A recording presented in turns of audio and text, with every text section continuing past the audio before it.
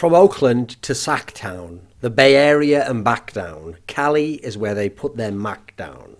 Now that's a bit of two-pack for you, and Esports Pools has a two-pack because they offer fantasy esports and betting and have not yet been killed, unlike some of my old sponsors. But fingers crossed. So IEM Oakland, the 12th season of IEM, the IEM Oakland tournament, is at the semi-final stage.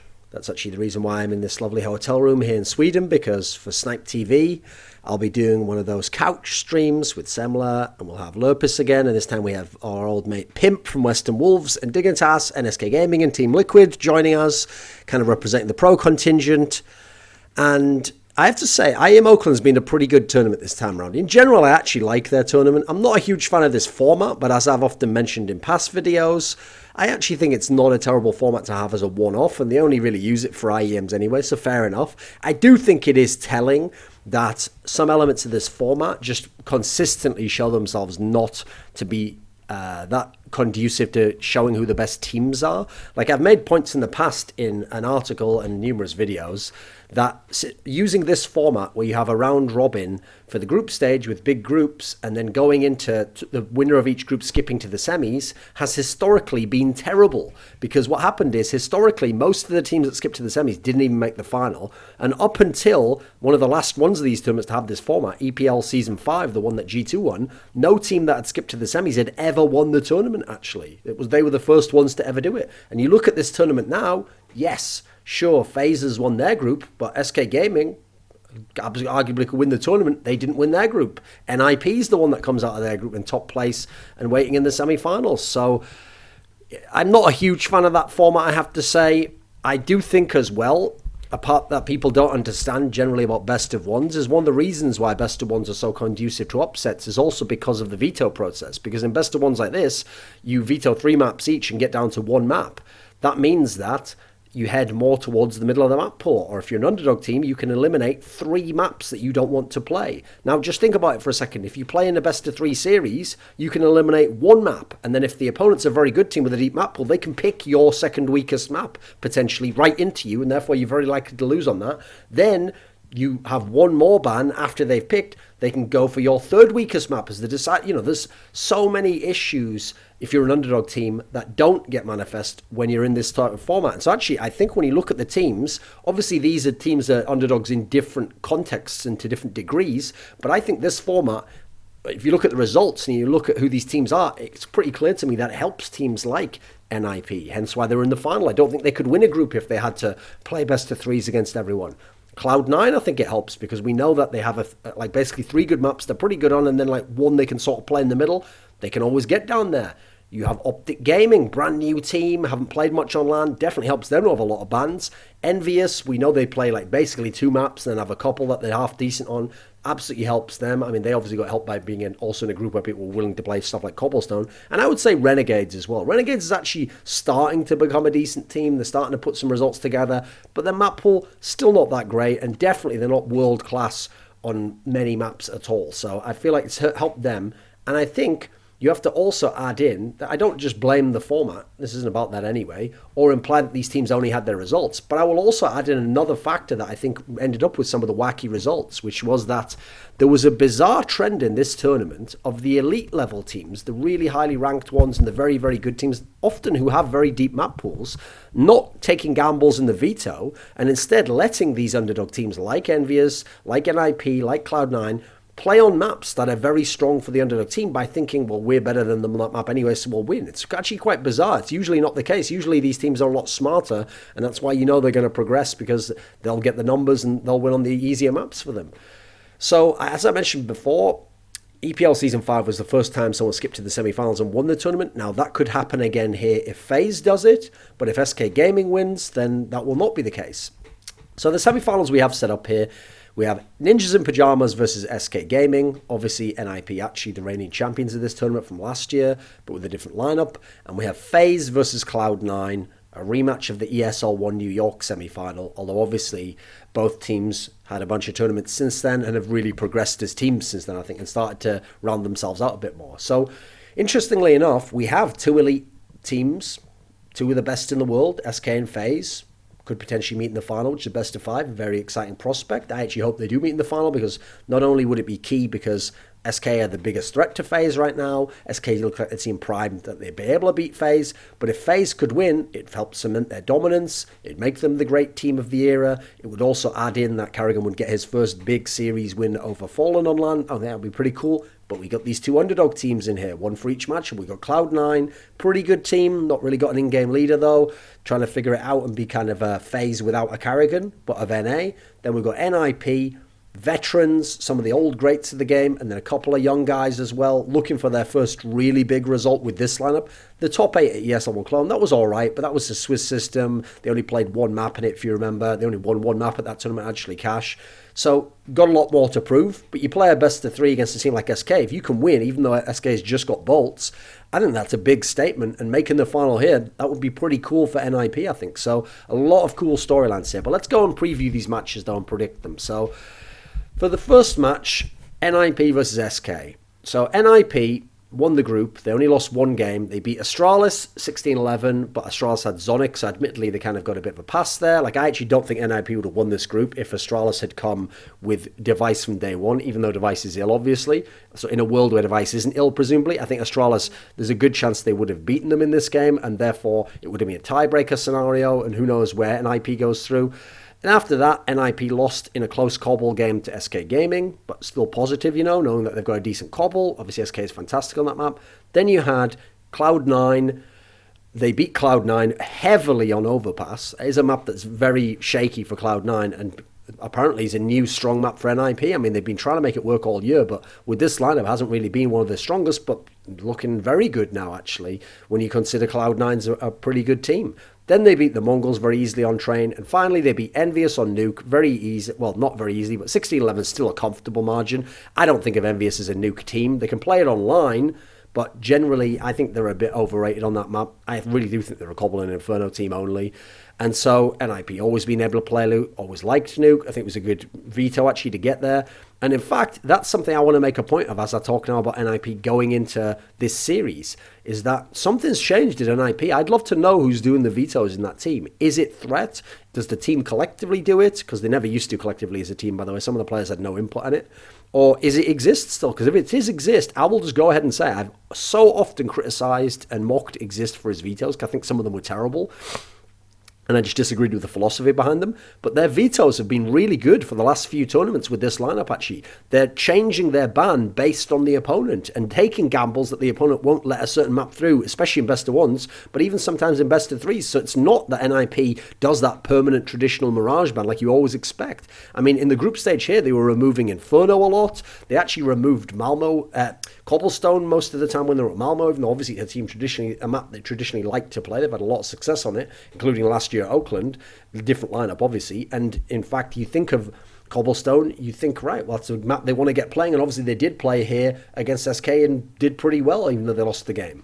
So NIP as a team is actually a team that, because they've played a lot of tier 2 lands, have pretty good win rates on most of the maps, but I think you got to look at a couple of the maps and say they're good on them, and then some of them not so much. Like, first of all, they do seem like a bit of a one trick still. If they can get it to cash, they are very good. They can beat G2, they can beat Cloud9 as they already have. They're pretty good on cash, actually. After that, okay, you got a few maps that are pretty good, which I would say is Overpass, Train, and Nuke. But I feel like those 3 maps are all in the same level. They're below cash. They're not elite world class where you'd favour them on all these maps. Depends on the opponent. So Overpass, they've become surprisingly good on that, actually. They've been pretty decent.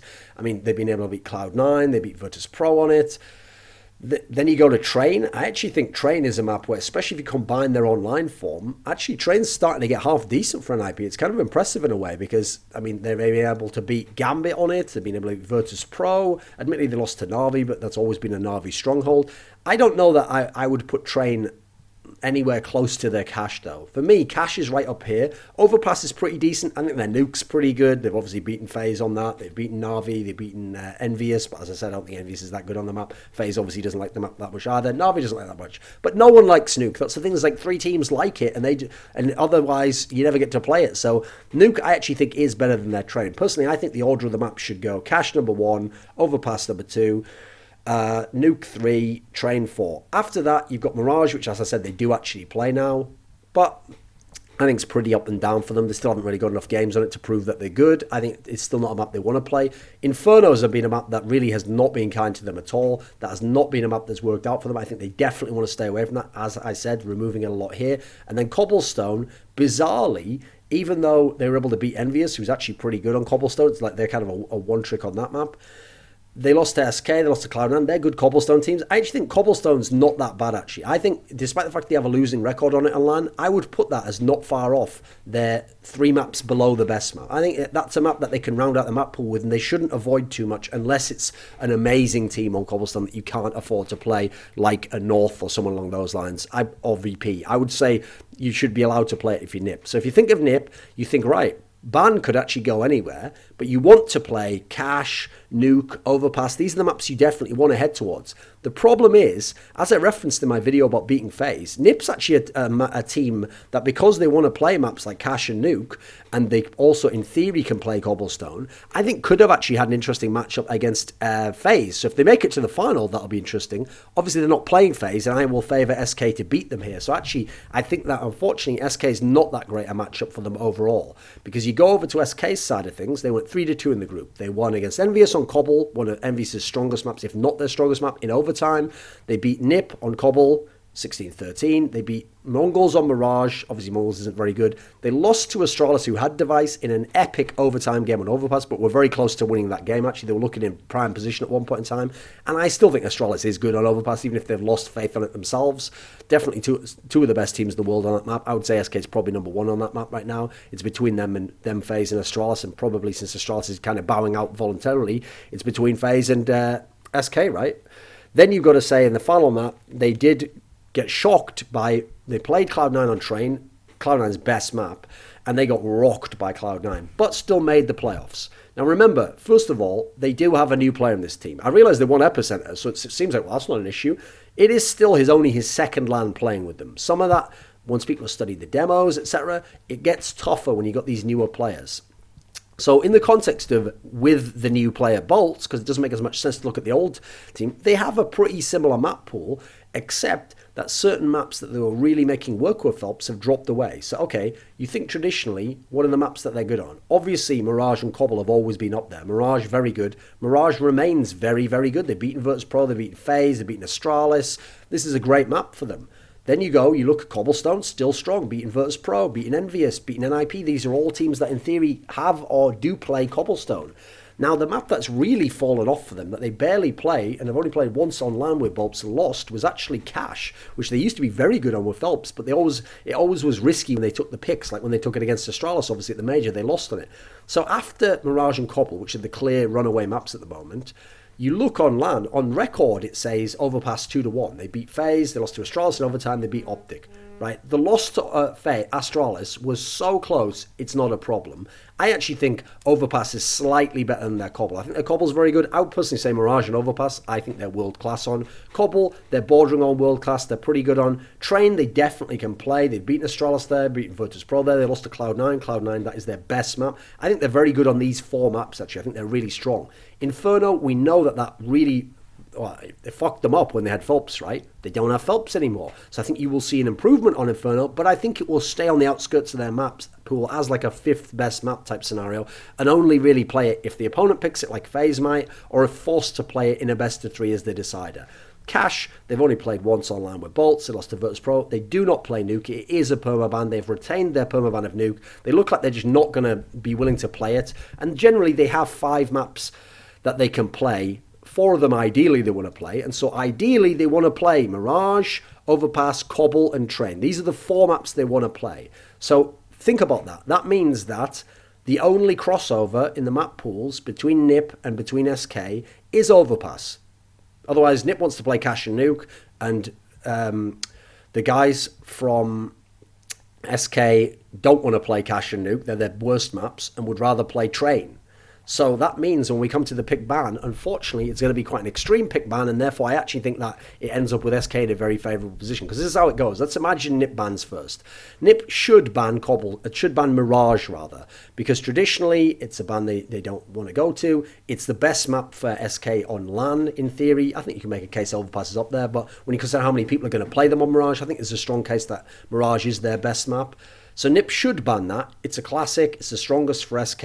But they could also ban Cobble if they're feeling frisky. I wouldn't do it personally because it puts the risk in there that then you go ahead and you get your Mirage. And I think an NIP on Cobble, even though they just lost to SK on it, is going to have a better chance than if they play SK on Mirage, where I think they'll get torn up. So NiP will ban Mirage, SK will ban Nuke because it's their classic permaban, and you can't risk it versus NiP. NiP aren't a world-class team right now, but they can play Nuke, and if you don't play Nuke, you never want to go into that. You'll be very uncomfortable. So then we come to the picks, and I think NiP will pick Cash. It's obviously the next weakest map for SK. It's a map SK has shown they don't want to play. They in general didn't like it even when they had a great record on it with Phelps, and it is the strongest map for NIP by far. They are one of the best Cash teams, so it's an obvious pick for them. Then I think SK, assuming Cobble wasn't banned, basically whichever isn't banned out of Cobble and Mirage, they will pick. So I think here they'll be picking Cobblestone. The other option, assuming that Mirage is banned, is they could go with Overpass. I mean, on Cobblestone, they won over it in the group. That's a great reason to pick it. Admittedly, they lost on overtime on Overpass, in overtime on Overpass to Astralis, but that shouldn't put you off. So really, it's up to SK. I think they will pick Cobble, though, because Cobble is the map that they beat NiP on, and I think they will think in their minds that's a great sign for us. That puts us in a good position to win 2-0. Personally, I would say a lot of their games on Cobble end up being very close, and I think NiP's reasonably capable on that map. So I'm not sure which way they'll go on that, but I think they will end up going with the Cobblestone pick. Then I think NiP will ban Inferno. They've been terrible on it. I mean, I personally think they should float it because I don't think SK wants it. And I think if you instead ban something that you don't want here, like if you decided to ban Train, for example, I think you could force Overpass if that's what you want by leaving Inferno up because SK would ban it. But I think NiP will but just go ahead and ban it themselves. Therefore, 2 maps left, Train and Overpass. I think that SK will ban Train, even though they're good on it, because they'd rather have Overpass, even though it's also a good map for NiP nowadays, because SK is better on Overpass, and SK feel like they're a favourite against anyone. And you've got to throw in SK, just like they just beat NiP on Cobble, and that'll be a factor. They just lost to Cloud9 on Train, therefore I think they're going to ban Train. So we're going to end up with NiP on Cash, NiP, SK playing on Cash, Cobble and Overpass. I actually think NiP could win Cash. I think SK is a better team, so they're in with a shot, and they're obviously a very clutch team. That'll help you out a lot on Cash in those post plants. But I actually think NiP could get Cash. I will say that SK, I think, will win Cobblestone, though. I think that will be the equalizer. And then when we get to Overpass as a decider, I think SK is going to win. I think SK has the better map pool. They have the better team. They have the better star players. I think the player strength heavily goes in SK's favour. And I think it's hard to rationalise a world in which NIP wins, even though I will say, this is a positive, they're going to get 3 maps they like against the guys from SK. And especially, they've had good games on Cobble. That's one that SK has close games on. If NiP can get that Cash win, now they're at least in with a shot. With that said, I'd say that SK is going to win this one and go to the final. Right. With that.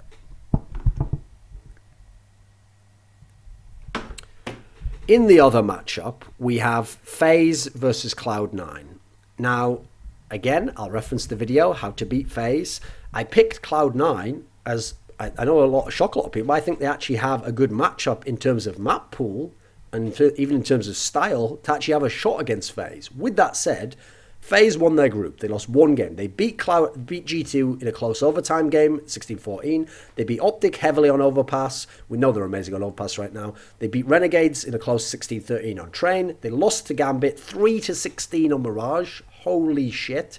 And then they beat Team Liquid rather, 16-5 on Inferno, to go 4-1 in the group. So we already know, I've already gone through all this in the How to Beat FaZe, how strong FaZe's map pool is. Incredible on Inferno, best team in the world on that. Just barely ever get put in bad positions. Mirage, utterly amazing on that, even though SK managed to beat them.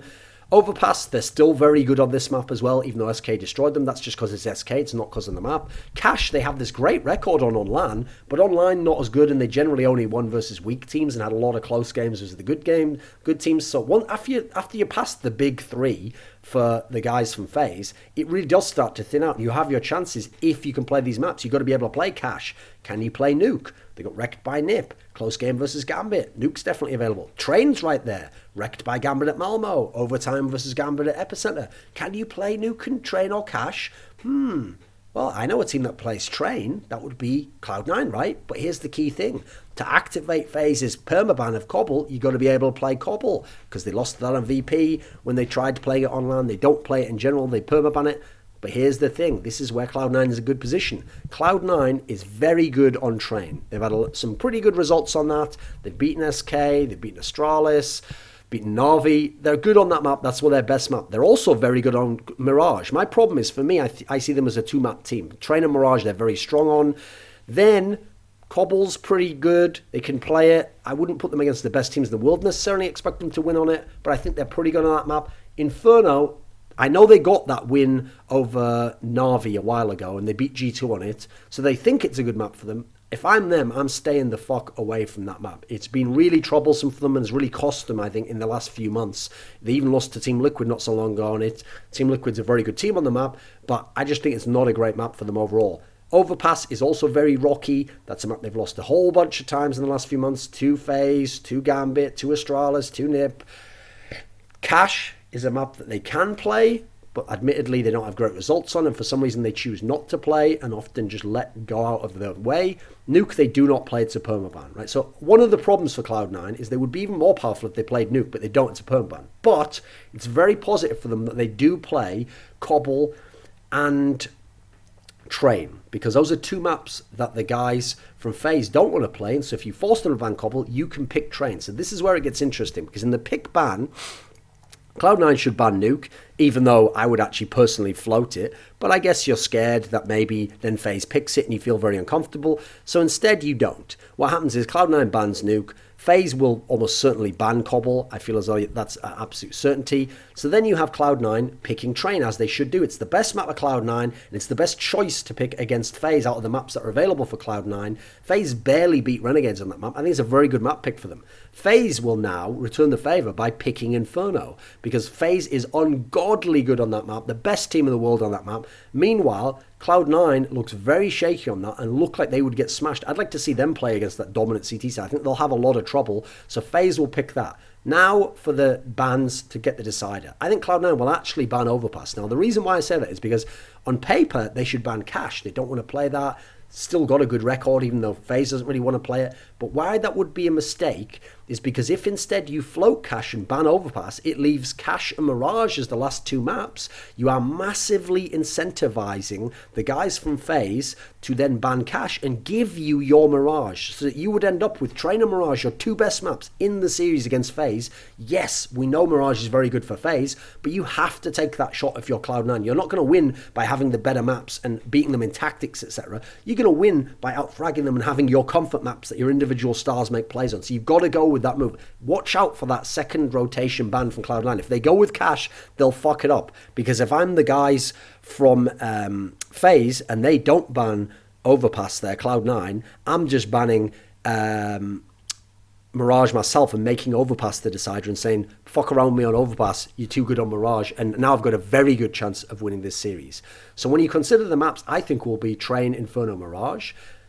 Cloud9, I actually think, can win Train. Now, it's not for certain. Guardian's on FaZe, and he's an amazing AWPer on that map. There's a lot of skill. Rain is on that map, a fantastic player. Nico can carry on that map. I think that you look over on this the FaZe, they've got so much firepower, you can't count them out. But it is a very good map for Cloud9, and I feel like they will be very confident on that one, and they can do a lot. So I'll say Cloud9 can win that one. I actually think they might win that map. But FaZe will almost certainly win Inferno. I'm very, very confident in that. And if it is, as I predicted in the veto, a Mirage game, I think Cloud9 has their chances. That's a great one-off map. If you're playing a best-of-one to go through, you got your chances there. I still would favour FaZe. They're so fucking good on that map. But I'll give Cloud9 a little chance on that. If it goes to Overpass, it heavily goes to FaZe, and FaZe almost certainly wins the series. FaZe can win 2-0. The difference is Cloud9 has a shot to win 2-1. So in theory, both teams have their chances. Both underdog teams are going to get two maps that they like. You look at it, player strength isn't as terrible as people might think against FaZe. FaZe might have the most firepower we've ever seen, barring the Fnatic early 2016 lineup, but it ain't terrible. Cloud9's got a pretty good, decent amount of firepower. Their problem is their ceiling isn't as high as FaZe, and their consistency isn't as good as FaZe, because Skadoodle will be a liability. Now, I know you're going to say, what do you mean? For so many maps in this tournament where they won, he was amazing. Yeah, you're right. And in the maps they lost, he was utterly terrible. And if you ever look at how Skadoodle plays the tournaments, like the E-League Premier, he gets right, he does well early on, and then when it gets late, he does so bad late on. That's what drops his numbers down. He ends up with his zero point 0.6 FPR like he does. So I expect Skadoodle to be a liability in this series, Guardian to massively outperform him, and I think that Cloud9 has their shot at it, mainly if they can get to Mirage, but I do think they'll lose. I think it will be FaZe vs SK. I think we'll get the fairy tale best of 5 final, and I think it probably will be straight fire, quite frankly.